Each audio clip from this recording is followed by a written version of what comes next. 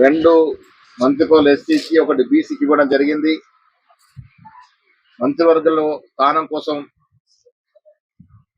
మా రంగన్న చాలా సీనియర్ నాయకుడిగా మంత్రివర్గంలో చోటు కోసం ప్రయత్నం చేయడం, వస్తుందని ఆశించడం,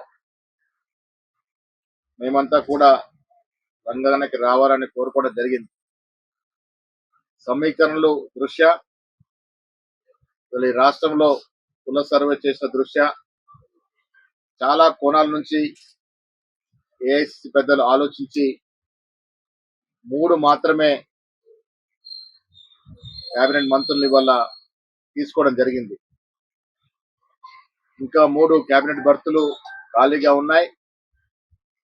ఇవాళ రంగారెడ్డికి వచ్చినప్పుడు రంగన్న గాని వారి నాయకత్వంలో పనిచేసే కాంగ్రెస్ సీనియర్ నాయకులు గాని, కార్యకర్తలు గాని వారి కోరిక సమంజసమైనది.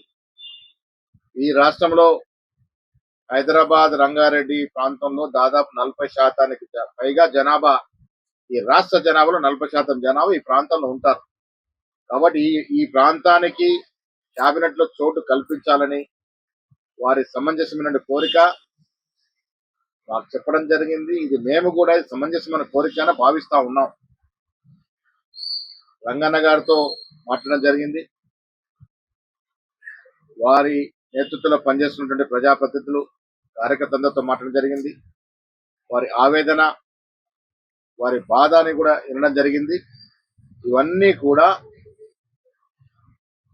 ఏఎస్ ఇన్ఛార్జిగా ఉన్నటువంటి మీనాక్షి నటరాజన్ ఇక్కడ రావాల్సి ఉండే కొన్ని కారణాలు రాలేకపోయింది. వారికి, ముఖ్యమంత్రి గారికి, అదేవిధంగా ఏఎస్ పెద్దలందరూ కూడా ఇక్కడ జరిగినటువంటి విషయాల్ని, వాస్తవాల్ని చెప్పి వచ్చే రోజుల్లో ఈ ప్రాంతానికి తగు న్యాయం చేసే విధంగా ప్రయత్నం చేస్తాం.